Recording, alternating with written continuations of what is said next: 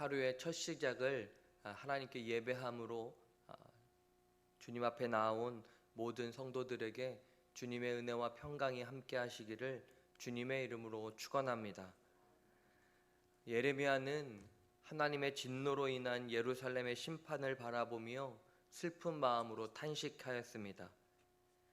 그리고 유다 백성들에게 눈물을 강처럼 흘리며 주님께 부르짖으라 라고 외칩니다.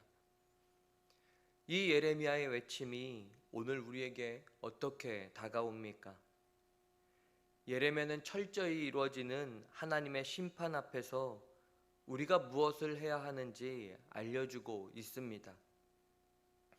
하나님께 징계를 당할 때 우리가 해야 할 시급한 일은 회개와 간구입니다. 예레미야는 폐허가 된 예루살렘을 위해 하나님께 부르짖으라 라고 백성들에게 거듭 권고합니다. 18절에서 눈물을 강처럼 흘린다는 것은 하나님의 심판에 대해 자신들의 죄를 되돌아보며 눈물로써 회개할 것을 촉구하는 말씀입니다. 19절에 초저녁에 일어나 부르짖을지어다 라는 것은 초저녁부터 다음 날까지, 즉 밤새워 기도하며 간구하라는 말씀입니다. 즉 유다 백성은 진정으로 하나님 앞에 온 마음을 다해 회개하는 마음으로 기도해야 한다는 것입니다. 그들이 특별히 잊지 말아야 할 것은 자녀들을 위한 기도입니다. 백성들의 죄 때문에 자녀들이 처참한 기근에 길거리에서 굶주려 죽어가고 있었기 때문입니다. 19절에 주를 향하여 손을 들지어다 라는 말은 하나님께 대한 항복의 표시이며 동시에 은혜를 간절히 구하라 라는 말입니다. 여러분, 이 예레미야가 유다 백성에게 전하고자 하는 메시지는 분명합니다. 유다 백성의 죄악으로 인해 심판을 받았기에 어떠한 인간적인 수단이나 능력으로 회복이 불가능하다라는 것입니다. 그렇게 이제 해야 할 일은 오직 기도의 눈물을 강처럼 쏟으며 하나님 앞으로 나아가 회개하는 것뿐임을 말씀하고 있습니다. 그리고 이러한 심판 앞에 놓여진 자녀들을 위해 기도하되 입술로만 중언부언하는 것이 아니라 간절히 두 손을 들고 마음을 다 쏟아내어 하나님께 자비와 은혜를 구하는 것뿐이라는 것입니다. 이 말씀은 동시에 오늘 우리에게도 우리의 능력으로 회복이 불가능한 만큼 큰 절망에 빠졌을 때에 이를 딛고 일어서는 길은 오직 간절한 회개와 기도뿐임을 우리에게 교훈하고 있습니다. 사랑하는 여러분, 오늘 우리 또한 우리 자신의 죄로 인해 혹은 어떤 다른 이유로 절망과 어려움에 빠졌을 때 어리석게 원망과 불평만을 늘어놓아서는 안 됩니다. 세상적인 방법, 죄악된 방법, 또 인위적인 방법으로 해결할 수 있다고 생각하는 어리석음을 범해서도 안 됩니다.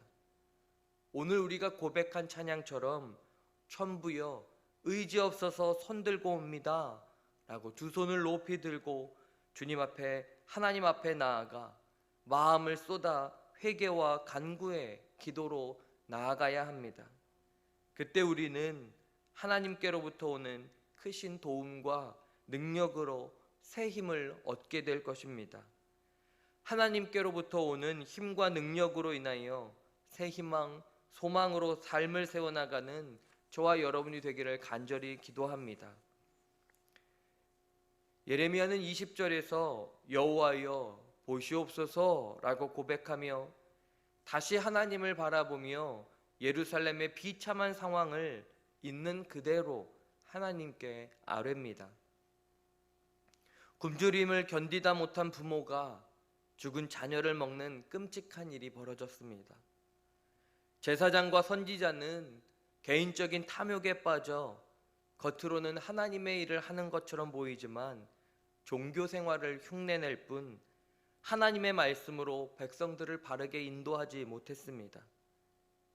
기근으로 인해 길가의 늙은이와 젊은이들은 쓰러지고 처녀들과 청년들은 바벨론 군대의 칼에 죽임을 당합니다. 예레미야는 이 같은 모습을 22절에 주께서 내 두려운 일들을 사방에서 부르시기를 절기 때 무리를 부름같이 하였다라고 말합니다. 이스라엘 절기 때는 어떤 모습입니까? 예루살렘으로 세계 곳곳에 흩어져 있던 이스라엘 백성들이 다 모여들었던 날입니다. 그런데 마치 그 모습처럼 지금 바벨론 군대가 몰려와 파괴와 살육을 자행하고 있음을 비유로 말한 것입니다. 여러분, 절기 때 예루살렘으로 향하던 이스라엘 백성들의 분위기는 어떠했겠습니까? 지금 우리로 말한다면 설과 추석 같은 명절의 분위기를 한번 생각해 보십시오. 모든 사람들이 행복함과 기대감에 젖어 있었을 것입니다. 그런데 지금 그러한 절기의 기쁨이 현재 당면한 처절한 이스라엘의 슬픔과 극명하게 대조되고 있습니다. 예레미야의 머릿속에는 기쁨으로 가득했던 옛 예루살렘의 모습이 떠올랐기에 현재 들려오는 고통과 절망의 통곡 소리에 더욱 마음이 아팠고 그 상황이 끔찍하게 느껴졌습니다. 여러분, 오늘 말씀을 통해 참 기쁨과 행복이 어떻게 우리 삶에 이루어지는지를 우리는 깨달아야 합니다. 이스라엘이 분명 하나님과 연합한 삶을 살아갈 때 예루살렘에는 환희와 기쁨이 가득했습니다. 하지만 그들의 죄로 인해 하나님과 관계가 깨어졌을 때에 대적들에 의한 고통과 절망의 자리로 변했습니다. 그렇게 중요한 것은 무엇입니까? 우리가 어디에 있든 무엇을 하든 하나님과의 관계를 어떻게 설정하고 살아가느냐가 중요하다는 것입니다. 이에 따라 우리의 삶이 현저하게 달라지기 때문입니다.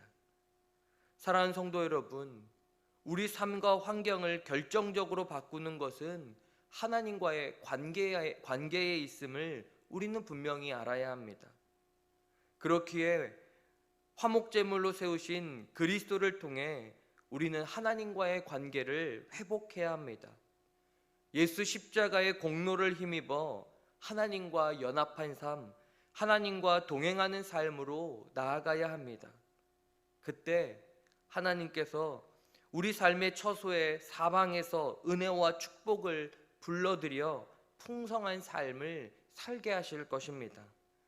간절히 소망하기는 오늘 이 하루 하나님과 관계를 다시 정립하며 깨어졌던 부분이 있다면 십자가 앞에 나아가 회개함과 간구함으로 다시 회복해 나아가는 한날이 되기를 간절히 기도합니다.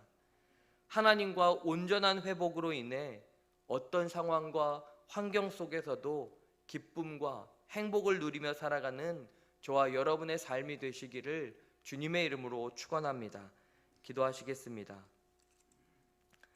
사랑의 하나님, 오늘 주신 말씀으로 우리를 조명하여 주시사 깨어졌던 하나님과의 관계를 다시 돌아보게 하여 주시옵소서. 우리 자신의 힘과 능력으로는 부족하오니 예수 십자가 보혈의 공로 의지하여 회개하며 우리 삶을 돌이키게 하여 주옵소서.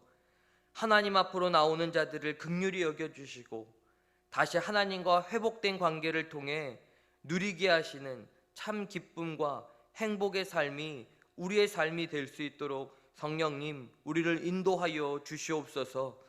몸과 마음의 질병으로 인해 치료의 과정 중에 있는 환우들을 긍휼히 여겨주시고 우리는 능력 없사오니 치유자 되시는 주님께서 베풀어 주시는 은혜로 우리의 연약함을 이겨내고 강건한 삶이 되게 하여 주시옵소서. 1000번째 예물을 주님 앞에 드립니다.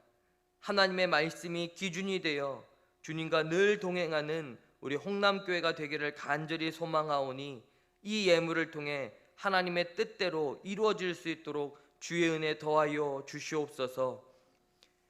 이제는 하나님과 우리의 깨어진 관계를 십자가의 능력으로 온전히 회복시켜 주신 예수 그리스도의 은혜와 하나님과 회복을 통해 기쁨과 행복을 누릴 수 있도록 우리를 품어주신 하나님의 사랑하심과 지금 삶의 자리에서 떠나 회개와 간구함으로 주를 향해 나아가게 하시는 성령님의 인도하심이 새벽을 깨우는 모든 성도들 머리 위에 이제로부터 영원까지 함께 하시기를 간절히 축원하옵나이다. 아멘.